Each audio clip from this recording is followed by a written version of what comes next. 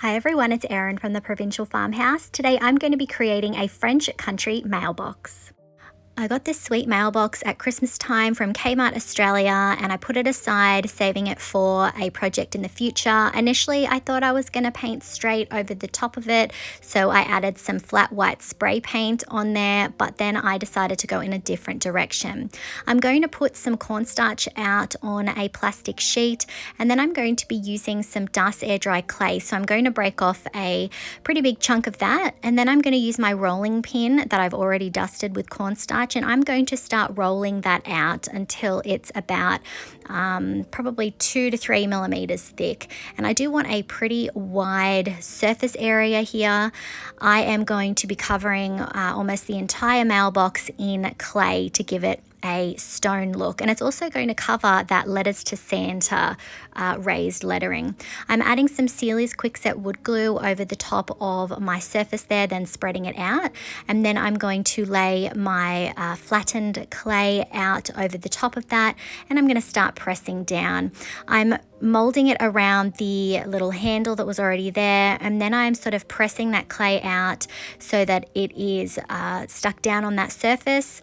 And then I'm going to start using my palette knife there to cut the sections in front of the little flap there where you can open it to get the letters out. I'm also going to cut away the clay from where the hinges are. I want to make sure that those still work and that you can still put whatever you want inside that little area there. So I'm just going to cut the excess clay off and pull that away. And then I'm going to go to the sides and start trimming off the excess clay from the sides, and then also down the bottom. And I'll save those bits so that any areas that don't have the clay, I can add that flattened out clay to those areas to make sure I've got the whole thing covered. And then I can't forget to finish off cutting the little flap open there. You could still see some of the letters, so I'm going to go in with some more glue and I'm going to add another layer of clay just on that little door flap so that the letters are harder to see. So I'm just building up the clay there, and then I'm going to peel away the bits that I don't need and then use water to help me blend in the different bits of clay that I've layered on top of those sections there. The water helps the clay to smooth out. I'm going to repeat the same process, applying my quick-set wood glue on the top section of the mailbox and adding some more of my rolled out clay. And then I'm going to be sort of breaking that clay and molding it around the bit that sticks out at the front there. And I'm also going to use my palette knife to trim off the clay. I don't want it to go over the top of that section. I'm not sure what it's called, but that little bit that sticks out, I don't want the clay on there. I'm trimming it off the sides, and then I'm going to trim it off the back. I don't need the clay to go all the way down the back. I'm just going to have a neat line. I then took out IOD's veranda stamp and I'm pressing that into the clay to make an impression. I'm making sure that I'm applying pressure in all of those areas to get that beautiful lattice or trellis pattern down into that clay. And then I'm going to continue the pattern, just making sure each time that I'm lining up the pattern so that it is continuing across the front of the mailbox. And obviously my clay is still wet, so I'm able to make these impressions. And as I said previously, I want this to look more like stone. So I think that adding this pattern into the clay is definitely going to help with that effect. I'm also going to do the same process on the top section. And then I took out Redesign's Sicilian Borders mold, and I'm working my clay into the design that has the bows on it. I'm going to be using 2 of these. I'm going to cast 2 of them. And once I'm happy with that, I'm going to flip the mold over and roll it back to release my castings. I'm going to have these go on the top left and right hand sides of the mailbox. I then took out this other mold called Chantel by Redesign. I'm dusting that with cornstarch, and then I'm going to work my dust air dry clay into that design. When I'm approaching a piece like this, I like to sort of flatten that clay out in the shape and then start pushing it in. And then I use my thumb and fingers to push that excess clay out. Once I have the mold filled with clay, I'm going to flex it, then flip it over, and just like before, I'm going to roll the mold back to release the casting.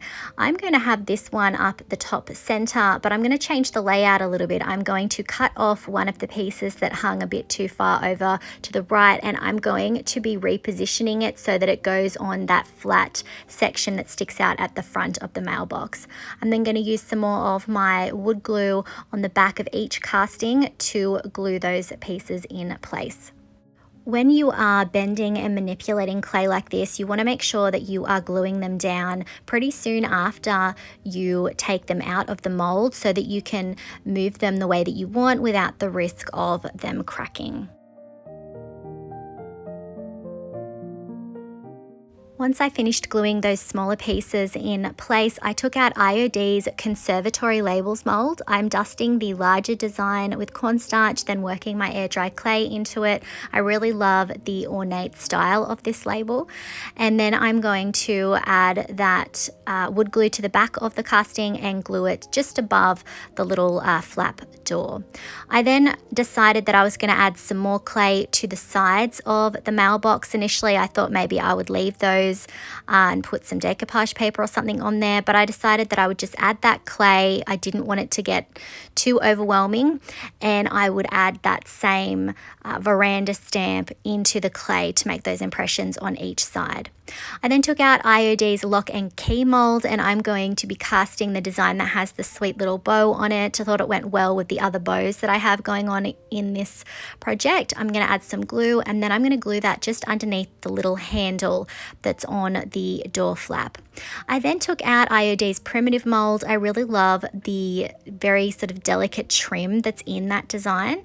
So I'm going to be casting a lot of these. I think I probably ended up casting 6 or 7 of this design. Because it is a trim piece, it is a sort of continued design, so you can have it act as a trim and a border. So I am gluing that down around the edges of my mailbox, starting with the front of the mailbox, and then I'm going to start adding it to the sides. So this is going to make those seams look a bit neater, and it's going to give a little bit more structure to the piece as well. And because I'm using clay, I can bend it and manipulate it very easily. So I'm just going to continue gluing those different pieces down until I have each of those edges covered. In some areas, I felt it was easier to apply the glue directly to the surface and then lay the primitive trim piece over the top. And obviously when I get to the end of the side there, I can very easily just break that excess off. I let my castings dry for 24 hours, and then I came in with Paint Couture's Farmhouse Linen Chalk Paint. I'm going to be applying this over the top of the entire piece. I like to start with a nice blank canvas. I know this is actually pretty close to the color of the clay, but this is just going to give us a nice uniform look over the whole piece. I only ended up doing 1 coat of this. When that was dry, I took out Paint Couture's Van Dyke Brown Antiquing Glaze, and I'm going to be working in small areas to apply the glaze. I'm really working it down into all of the details. I do at times use my water mister to help that product move. This is a water-based product, so you can thin it out. And I'm really focusing on getting that glaze down into all of the details. This is really going to give those castings a lot of definition, and I do like a more aged finish. So obviously if this is not to your taste, you could leave this part out and just do a similar painting option in terms of colors that I go on with a little bit later. But as I said, I like a vintage look, so this was definitely my first step to get that down and get that definition. If I inspire you to try any of the Paint Couture products used in today's video, I would really appreciate it if you would use my affiliate link. I will put it in the description and on the screen. I just get a little thank you from Paint Couture in return.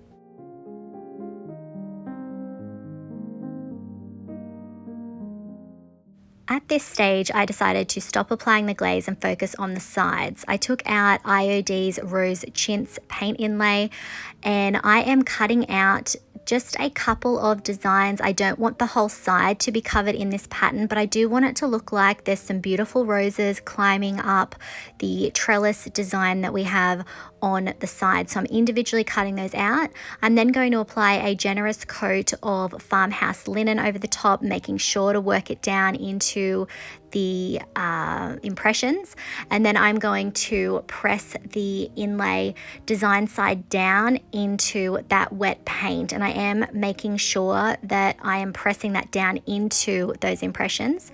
I'm then using my water mister over the top to dampen the design, and then a wet wipe to further press the design into that paint. And then I am going to let this dry, and it really only took about half an hour because this was quite a warm day. I'm then going to repeat the same process on the other side, adding that Farmhouse linen down and then adding the paint inlay in. I decided to do it in this order so that I could apply the glaze over the top of the rose design to give it more of a vintage look. I didn't want to apply the glaze and then apply the paint inlay over the top. I thought that would look a bit odd. So I'm just going to then add some water to this paint inlay, again making sure that I'm getting it down into the trellis details. I don't need this to be a perfect image. We are going for vintage. After it was dry, I came back in with my water mister and I gave it about 60 seconds, and then I started to pull that back. We do have a few pieces missing here and there, but that's fine. Adds to that vintage look. And it does make these appear a little bit more hand painted. And then I am going to pull the other paint inlay off the other side. I let the paint inlay dry completely, and then I came in with Paint Couture's Extreme Garden Satin. I am very lightly brushing that product over the top. I've got a decent amount of product on my brush. I'm not going back over the same areas many times. If you are worried about smearing, which can happen, I recommend that you use a spray sealer instead. When the clear coat was dry, I came in with some more of that Van Dyke brown glaze and repeated the same process as I did on the rest of the mailbox, applying the product, using my water mister to help spread that glaze out, and then wiping it back with the wet wipe, but allowing it to sit down into the impressions and into the details of the castings to create that definition and that aged finish.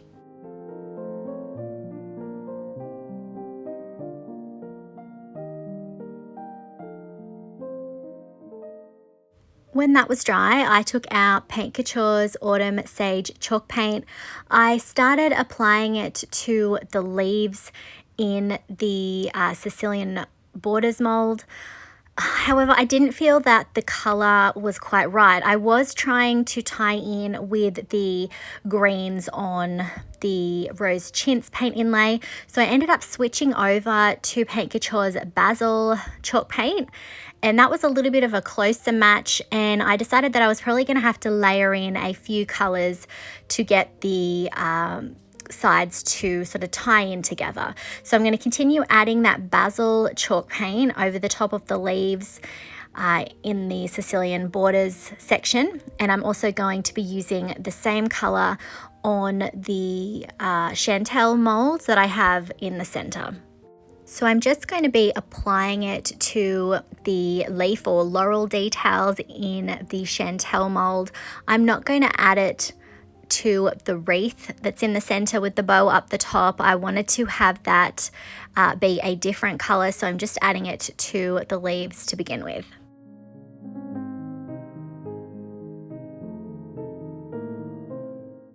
I let that Basil chalk paint dry pretty much completely, but then I came in with a wet wipe and I started wiping back some of it so that it looked a bit more worn, a bit more aged. And doing it this way, allowing it to pretty much dry, means that it's a bit more of a chippy look as opposed to a watered down paint look. I then came back in with the Autumn Sage and layered some of that over the top, again trying to tie in with the colors that I have going on with the Rose Chintz paint inlay. I'm going in very light. I still want to be able to see most of that basil peeking through, and I will be wiping some of this back as well.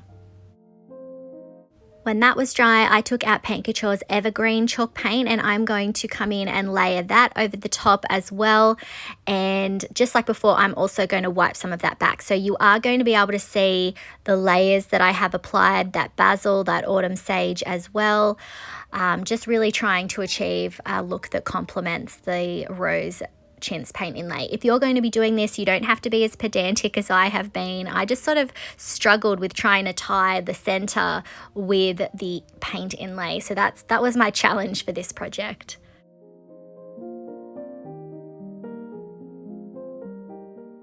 When the evergreen was dry, I took out my wet wipe and I'm going to start pulling that back to reveal more of the layers underneath.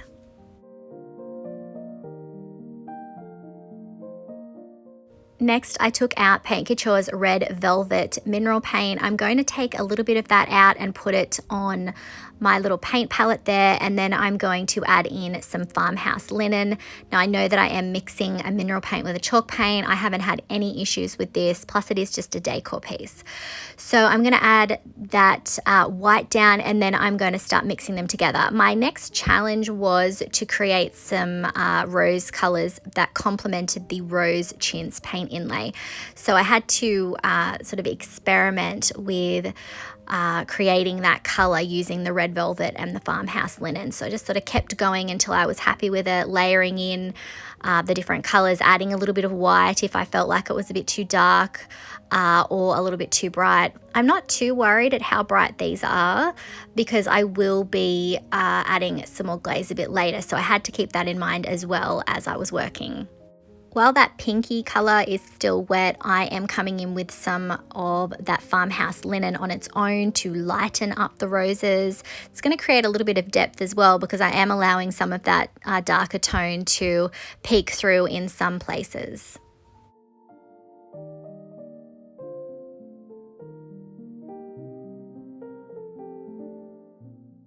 While the roses were drying, I took out my bronze Lux Metallic and I'm applying that to that center wreath design. I'm going over the top of the whole section. I almost wanted it to look a little bit like sort of an ornate emblem. So just painting that entire piece with that lovely bronze, and I ended up doing 2 coats because we're going over the top of a lighter color. It can be a little bit trickier to get that full coverage that we want, but I have always really loved bronze. It almost has a bit more of an antiqued gold tone to it, but it's definitely my favorite metallic to use. Now that the roses are completely dry, I can come back in with a wet wipe and repeat the same process, pulling back some of that paint to give it more of a chippy aged look. And doing this reveals those different layers that I added. Again, just adding to that overall aged feel. I then went back to using the bronze. I'm using a smaller artist brush this time to go over the top of the details on that Conservatory labels casting that we added in the center. I just really want to hit those higher points, those beautiful curves, just to really highlight the elegance of that casting, which definitely ties in with the overall look of this piece.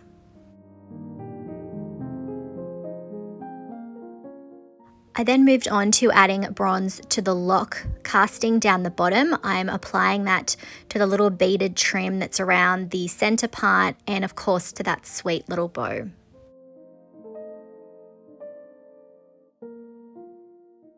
I'm then going to carry that bronze over to the bows on the Sicilian borders section. I'm going to add that over the top of those and to the ribbon that's sort of weaving through that design, and I'm going to be doing that on both sides.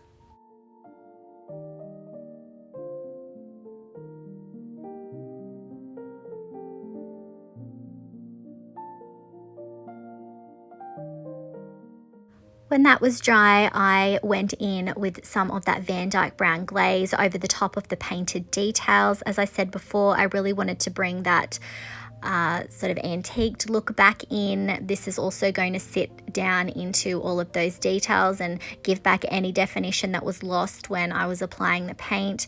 And it is just going to give us that overall tone of a weathered and worn piece.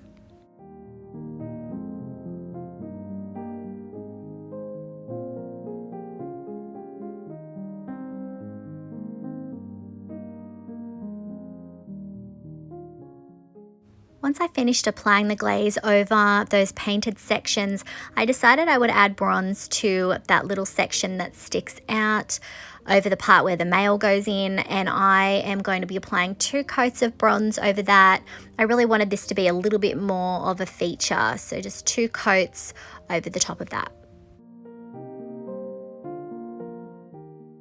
I then moved on to adding the bronze on the primitive trim that we added around all of the edges. I'm going to be applying the bronze over the top of that, and again, we don't need this to be full coverage. We are going for a bit more of a worn look, so I was keeping that in mind as I was applying it, and I only ended up doing 1 coat of this over the top of that detail. I then went in and started adding some Van Dyke brown glaze over the top of that bronzed section, just to give it some more age, to tie it in so it wasn't super shiny, and I am going to dab back the excess. When my piece was dry, I took out some of that Farmhouse linen, put it on a brush and brushed off the excess on a paper towel. And now I'm going to go in and do some dry brushing. This is going to give the piece a bit more of a sort of an oxidized look. It's going to give it a bit more of an aged finish. It's going to pick up those high point details as well, and just sort of tone down the grunginess, which can be a little bit overwhelming when you have a whole piece in that style. So adding this is going to tone it down a little bit, give us a little bit of light in certain areas. This is obviously a step that you can leave out if you're happy with how it looks, but I really like how this sort of brought the whole piece together. And as I said, it gave it a bit more of that sort of worn, oxidized look, like something that's been sitting outside for a while. There were a couple of areas that I decided to go back in with some more of the bronze, just to brighten up a couple of areas. Not the whole thing, I still want some of that white look happening, but I did decide to touch that up. And then I took out the bronze Lux Metallic, and I'm lightly going over the top of the floral details that I painted, just to give them a hint of that bronze metallic look. And then I also went over the top of the Laurel design up the top with that as well. Again, I do not have much of that bronze on my brush. I just want a hint of that metallic. I then took out a smaller artist brush, and I'm just going to add some bronze to the little berries or buds that are in that Laurel design. Next, I'm going to use this little postcard letter stamp that I had in my stash with IOD black ink, and I'm going to position that in the center of that labels mold. I'm pressing that down, making sure I have good contact, making sure that I always have one hand holding it in place, and then I'm going to lift that straight up. I just thought it was nice to bring in a little bit of text. And then when it was dry, I went over the top of it just to make sure it still had that antiqued look that tied in with the rest of the piece. Finally, I decided that I would paint the little handle on the front with that bronze Lux Metallic, and then use that white dry brush to give it that same aged effect. And here's our finished French style mailbox.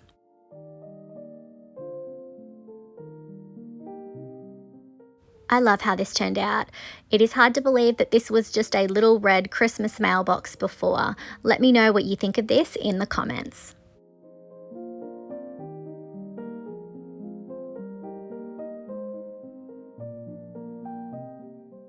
If you enjoyed today's video, I would really appreciate it if you would hit that like button, comment, and share it out.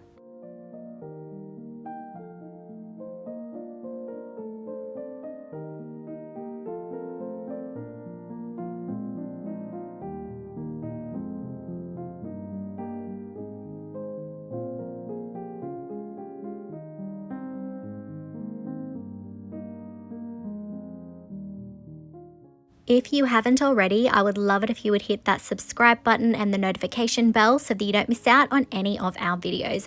You can find most of the products used today on our website, theprovincialfarmhouse.com.au. Thanks for watching.